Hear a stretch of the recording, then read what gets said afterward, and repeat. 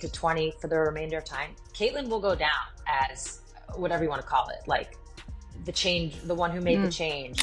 Is just kind of acknowledging some of what you're saying, which is, I think for me right now, this is actually less about Caitlin and time specifically. It's about Caitlin, but it's less about the time.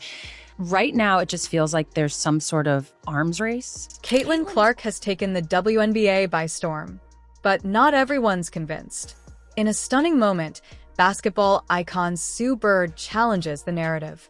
Is Clark truly as great as she seems, or has the media gone too far?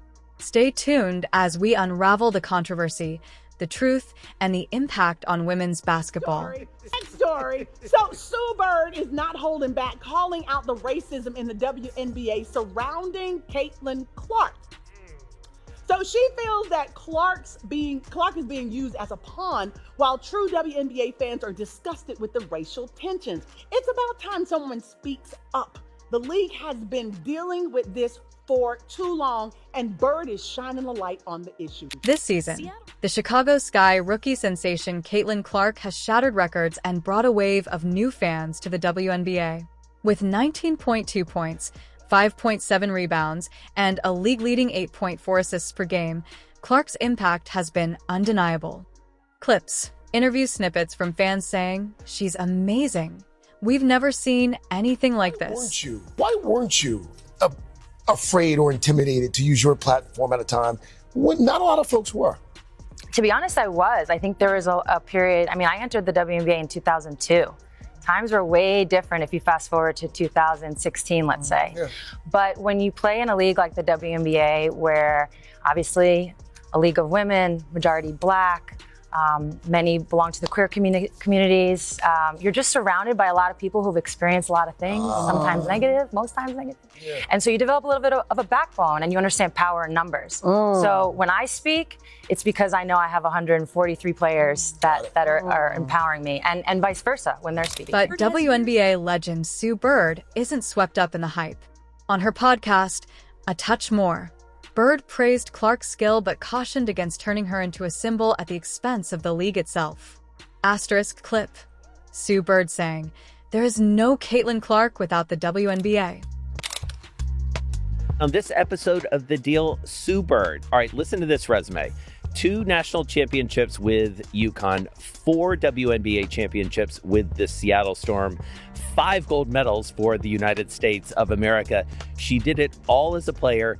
Now she's in your business as an owner. Sue Bird didn't hold back, claiming that Caitlin Clark has become a pawn in a larger battle, one rooted in racism, sexism, and the biases that have long plagued women's sports. Asterisk clip, Bird stating, "This isn't new. Caitlin didn't bring racism to the WNBA. It's always been here." We've all seen, anecdotally, but also empirically, is this rise in viewership. Yeah. Like, so how does that sort of carry through to what you're doing, the decisions you make about what to make? It's sort of the how to, the what to, and the when to that you mentioned earlier. So how do those viewership numbers affect you? Some fans argue Clark is being unfairly targeted, while others insist her stardom is overshadowing deserving Black players. The Fever's new fans? A mixed bag of excitement and controversy. Asterisk clip. Interview with a Fever fan. "I love Caitlin, but people are definitely ignoring other stars like Angel Reese." State of women. I was so struck by Caitlin Clark and her run through the NCAA tournament. She wasn't just representing herself or her sport. She was representing 20-year-old girls everywhere. And Sabrina Ionescu when she had the three-point competition against Steph. For her part, Caitlin Clark seems focused on basketball, not the controversies swirling around her. She's battled tough defenses and proven she can adapt to the physical WNBA style. Asterisk clip. Clark in an interview, smiling, "I'm just trying to get better every day." The Washington Mystics announced a sellout of their initial release of tickets for their June 7th game against Indiana. But don't panic, more tickets will be released next week.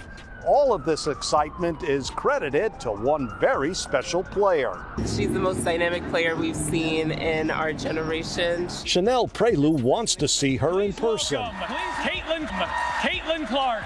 The Indiana Fever made the former University of Iowa standout, the overall #1 pick in last week's WNBA draft. Clark and her teammates traveled to the district to play the Washington Mystics at Capital One Arena June 7th. Prelu, who played basketball at American University, and other fans want to be in the stands. She has such an exciting game. I love the way she shoots from half court, essentially. She has a great spirit. She works hard. She's the best to ever do it. She's the best. I think that she puts her whole effort into it.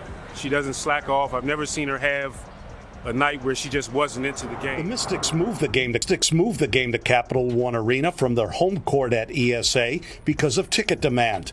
Getting your hands on one may be a challenge. Tickets are available online. However, sales stopped early Tuesday afternoon as there were no more tickets to sell. Ticketmaster said to check back often to see when more tickets will be available. I need to get on it immediately.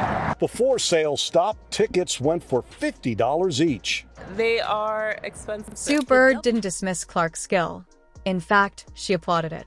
Bird praised Clark's deep shooting range and her ability to break down defenses, calling it a game changer for the WNBA. She's white. And because of that, when you consider some of the hard times other people gave her, they were resentful of the fact that this white girl came on the scene where there was a bunch of sisters that preceded her, spanning decades, that were big time, that deserved a lot of credit. I mean, people looked at the Cheryl Swoops of the world, the Maya Moores of the world, and others, and they said, yo, there was a bunch of people that came before her that did big things for the WNBA. I respect it. It is right. I appreciate it. But whiteness does have its privileges, especially when you got a game. And what a lot of people weren't willing or were a bit reluctant to appreciate was the game on this young white sister of ours. She can ball. And oh, by the way, she was a great ambassador for the game. And by the way, she came in there and looked out for everybody else. For 22 years, they couldn't get chartered flights. That sister got there and it was done in 2 weeks. That's who Caitlin Clark is. No matter where you stand, there's no denying Caitlin Clark's arrival has brought new eyes to the WNBA. Merchandise is flying off the shelves, and ticket sales are booming. For the first time in years, the league is front and center in national conversations. Asterisk clip, commentator on ESPN. This is the most exciting time for the WNBA. Longtime basketball writer Dick Weiss posted that more Caitlin Clark Indiana Fever jerseys were sold in one day than the Cowboys sold last year for the entire team. We just are so proud of Caitlin and the whole team, really. I mean, we just love watching every game. It's just awesome to watch them, and I'm super excited to see how far they go. The Indiana Fever are sweating out the WNBA postseason drought and bringing in another W tonight. For the first time in 7 years, they will head to the playoffs. Now, there are only a few games left in the regular season before the playoffs start later this month. So, where does this story go from here? Will Clark's stardom continue to rise? Will Sue Bird's message bring balance to the hype? Or will the WNBA struggle to handle the very forces it's always fought?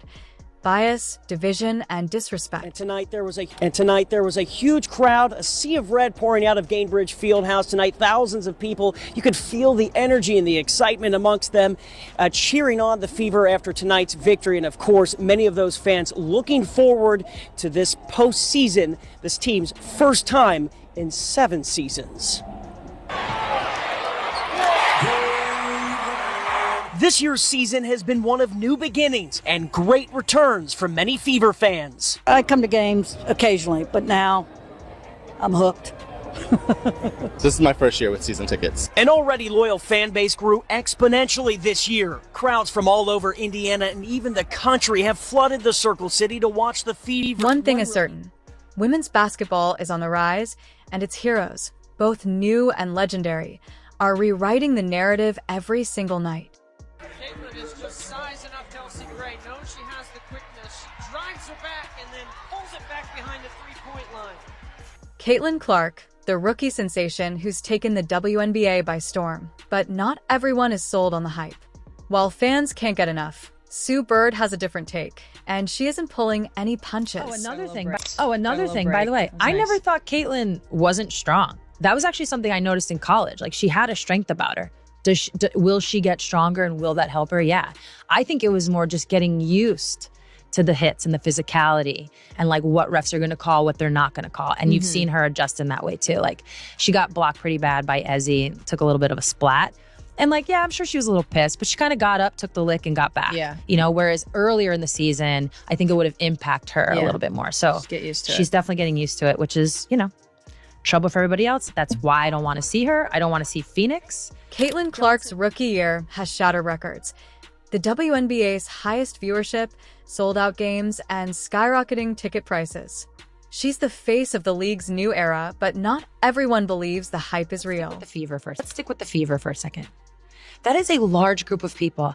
And what we're talking about as we get into the meat of this, we're talking about the faction of that group that is pushing racist agendas and is pushing hate and creating, divisiveness online, acting as fans, acting as Fever fans, acting as Caitlin fans. Now, whether or not they like basketball, whether or not, I don't know.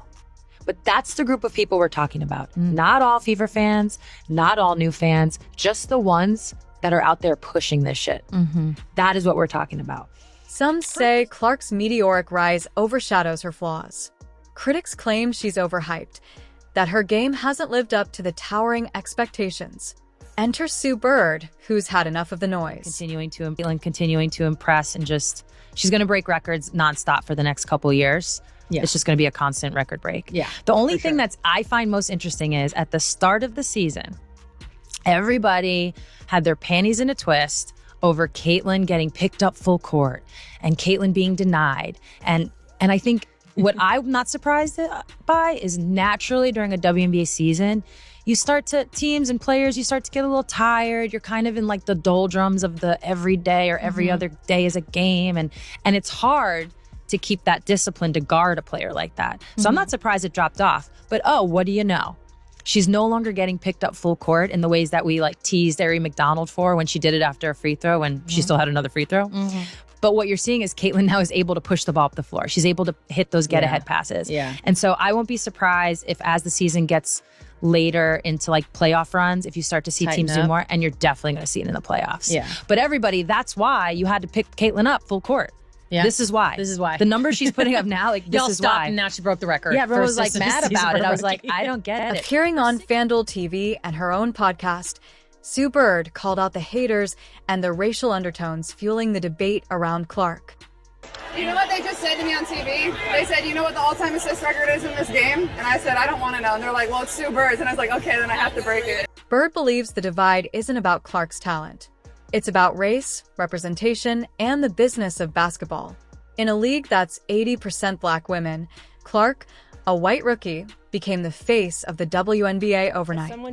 As someone who loves some good trash talk, what do you think of what's going on with that rivalry? I love it. I think basketball in the women's game, we've had rivalries for forever. Yeah. You know, we've had competitiveness, we've had trash talk, you name it. It just wasn't getting the looks. It wasn't getting, people weren't covering it. So the fact that these two, they literally stole the college stage, both with their play and their trash talk, and then they're taking it into the WNBA. It's just going to mean good things for the rest of the landscape of women's basketball. So I'm all for it. I think it's great. They've come in and they've taken over. When Sue Bird talks, the league listens. She's done it all. 4 WNBA titles, 5 Olympic golds, and an owner's seat at the table. She knows the game and the politics behind it. Some of the players, you want to use the word jealousy, fine. You want to use the word envy, fine. You want to use the word resentment. We want to play with words. That's cool. It's something. And I think that some of the ladies, not all, but some of the ladies in the WNBA are missing the point. This girl right here is a box office attraction.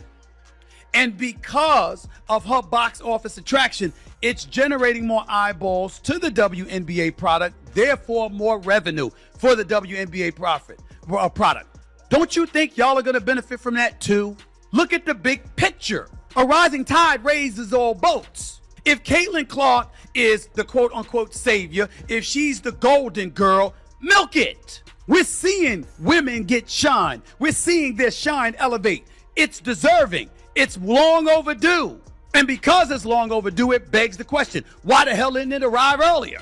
Because you didn't have Caitlin Clark earlier. Despite the controversy, Clark's impact is undeniable.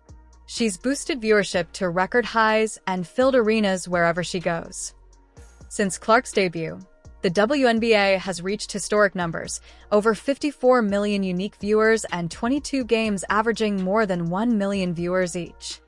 Bird says it's time to confront the ugly truth. Clark's meteoric rise didn't happen in a vacuum. It's a mirror of the country's biases, playing out on the hardwood.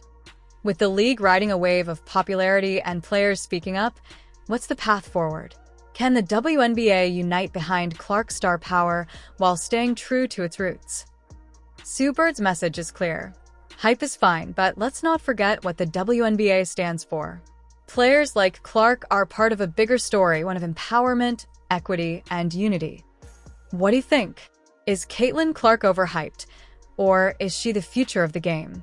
Drop your thoughts in the comments, and don't forget to like and subscribe for more deep dives into the WNBA's biggest stories. Thanks for watching. Stay tuned for more on the WNBA's most heated debates and game-changing moments. See you in the next video.